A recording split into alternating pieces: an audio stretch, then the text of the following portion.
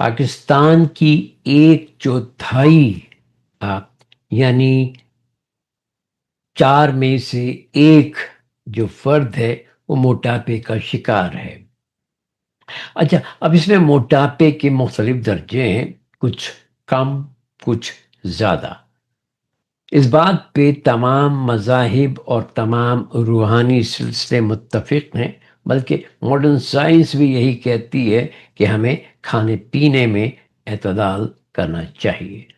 موٹاپا، گھبراہٹ، ٹینشن، اداسی اور دیگر ذہنی مسائل کے علاوہ شوگر یعنی ڈائبیٹس، دل اور بلڈ پریشر کے امراض، جوڑوں کے امراض اور حتیٰ کہ کینسر کی وجہ بن سکتا ہے۔ اسی طرح حد سے کم کھانا بھی ذہنی اور جسمانی مسائل کی وجہ بن سکتا ہے۔